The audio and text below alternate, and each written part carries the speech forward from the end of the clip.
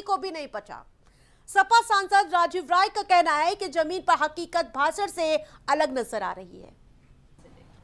जैसे वो कांग्रेस मुक्त भारत की बात करते थे, जब तक किसी भी बीमारी के डायग्नोसिस नहीं करेंगे, वजह पे नहीं जाएंगे, नक्सलिज्म क्यों होता है, कोई हिंसा का समर्थन नहीं करता है। लेकिन जिस तरह से सरकार, देखिए बहुत खतरनाक दौर से हम लोग गुजर रहे हैं। जो लोग देश के लिए शहादत देते हैं, जो लोकतंत्र के मंदिर की रक्षा करते हैं, पार्लियामेंट से लेकर सीमा तक, उनके साथ अन्याय, समाज में जात मजहब और कपड़ा देखकर अन्याय, तो कोई माँ के कोख से नक्सली या टेररिस्ट या बदमाश नहीं पैदा होता है। अगर सरकार लगातार इस तरह की दमनकारी नीति अपनाई रहे, भेदभाव करती रहे, लोगों में असमानता का भाव रहे, तो भाषणों में तो अच्छा लगता है, जमीन पर वो हकीकत नजर नहीं आती है। जहां कांग्रेस नक्सलवाद मुक्त भारत का श्रेय खुद लेने में जुटी है और सपा को नक्सलवाद मुक्त भारत का दावा पचाए नहीं पच रहा है, तो वही बीजेपी और उसके सहयोगी दल एक सुर में भारत को नक्सलवाद मुक्त बनाने की ताल ठोक रहे हैं। और इसको लेकर गृह मंत्री अमित शाह को धन्यवाद देते थक नहीं रहे। हजारों हमारे सिक्योरिटी फोर्सेस के जाने गए और कांग्रेस के भी कई नेता, कई कार्यकर्ता मारे गए, और वही कांग्रेस के नेता राहुल जी, सोनिया जी, वो जो लेफ्ट एक्सट्रीमिज्म, माओइस्ट फैलाने वाले जो नेता है, उनसे मिले हुए हैं। तो सवाल सिर्फ हमको नहीं करना है, कांग्रेस के कार्यकर्ता अब कांग्रेस के नेता को सवाल करना चाहिए। जमीन पर कांग्रेसी भी मारे जाते हैं, वामपंथी उग्रवाद का शिकार बने हैं, और राहुल जी और सोनिया जी वो लेफ्ट विंग के जो नेता है, लेफ्ट विंग के एक्सट्रीमिज्म जो फैलाने वाला नेताओं के साथ मिले हुए हैं। तो ये कांग्रेस के कार्यकर्ता सवाल नहीं करना चाहिए। तो अब हमको छोड़िए, अब तो कांग्रेस के नेता को, कांग्रेस के कार्यकर्ता सवाल करना चाहिए। देश से नक्सलवाद की छुट्टी हो चुकी है। जो इक्का दुक्का बचे भी होंगे वो लोग सरेंडर कर चुके हैं या कर रहे हैं या कहीं छुपे होंगे तो कर दे। बस इससे ज्यादा नहीं। महुआ मोइत्रा ने वोट चोरवा कहा है। सर, प्रधानमंत्री ने कहा है कि नक्सलवाद सामाजिक समस्या है, ना कि चुनावी मुद्दा। ये तो सही है। नक्सलवाद में मारे गए लोगों को देखिए, 20,000 लोग मारे गए। वो कौन थे?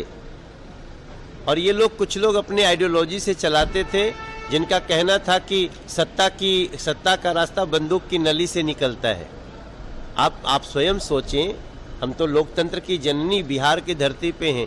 क्या सत्ता का रास्ता बंदूक की गोली नली से निकलना चाहिए या लोकतंत्र के वोट से निकलना चाहिए? लालटेनगंज लोग जाते थे, उसी प्रकार सिमडेगा का क्षेत्र हो, चाईबासा का क्षेत्र हो, दुमका का क्षेत्र हो, दिन दहाड़े एसपी की हत्या करने का काम दुमका में किया था। दिन दहाड़े सड़क पे, आम आदमी को तो बात छोड़ दीजिए। सारंडा एक जगह है जो नक्सल का मान था। तत्कालीन ग्रामीण विकास मंत्री जयराम रमेश जी, जो राज्यसभा में बड़ी बड़ी बातें करते हैं, मुझे लगता है करोड़ों करोड़ रुपया हेलीकॉप्टर में फूंक दिया, लेकिन नक्सल को एक कदम भी आगे नहीं पीछे कर पाया और विकास को एक कदम आगे बढ़ा नहीं पाया। लेकिन जब से आदरणीय प्रधानमंत्री जी के नेतृत्व में, आदरणीय अमित शाह जी के नेतृत्व में इस देश में भारतीय जनता पार्टी की सरकार चल रही है, तब से लेकर अब तक जो उन्होंने कहा था कि 31 मार्च 2026 तक हम पूरे देश से नक्सलवाद खत्म करने का काम करेंगे। आज साक्षात, चूंकि मैं झारखंड राज्य से आता हूं, गांव में रहता हूं, नजदीक से देखने का काम कर रहा हूं कि आज नक्सलवाद पूर्ण रूप से झारखंड में खात्मा हो गया है। आज नक्सलवाद का आखिरी सांस पर होना इस बात का प्रमाण है कि प्रधानमंत्री श्री नरेंद्र मोदी जी के नेतृत्व में और गृह मंत्री अमित शाह की रणनीति के द्वारा देश ने एक निर्णायक लड़ाई जीती है और भारत के गरीब नागरिकों को नक्सलवाद के ज्वालामुखी से बचाया है। जबकि कांग्रेस ने अपने कार्यकाल में सिर्फ माओवादी सोच को संरक्षण, अर्बन नक्सल को संरक्षण, नक्सल को खाली ग्राउंड, यही देने का काम किया, उन्हें महामंडित किया, उन्हें पोषित किया। जिन कभी बंदूक और बम की आवाज गूंजती थी, आज वहां सड़कें, स्कूल, रोजगार के अवसर पहुंच रहे हैं।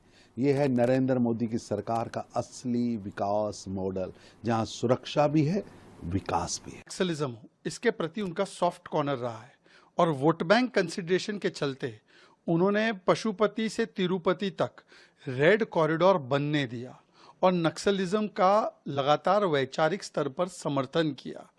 आज वो रेड कॉरिडोर घटकर कटकर समाप्त होकर ग्रोथ कॉरिडोर बना है। 150 जिलों में नक्सली प्रभावित था, आज वो कुछ चंद मुट्ठी भर है और नक्सल मुक्त भारत बनता जा रहा है।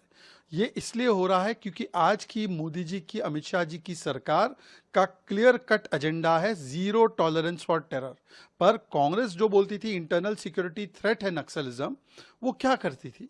वो बोलती थी नक्सलिज्म के साथ बातचीत करो, नक्सली को मारो मत। फिर वो बोलती थी कि देखो नक्सली को जेल से छोड़ देना चाहिए। 2013 में जयराम रमेश ने नक्सलियों के लिए लेटर लिखा था।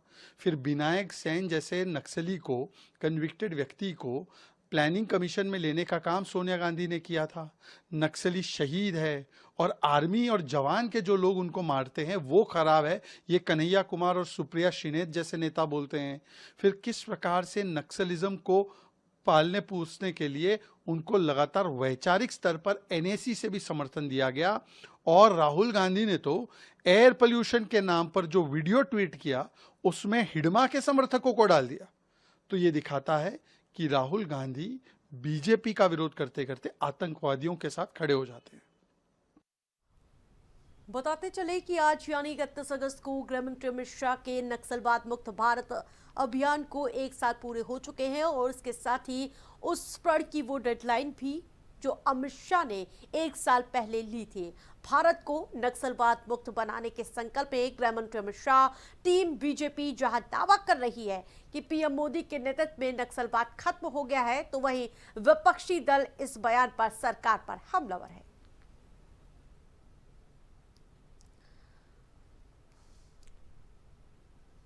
इस बुलेटिन में फिलहाल के लिए इतना ही। देखते रहे इंडिया सुपरफास्ट।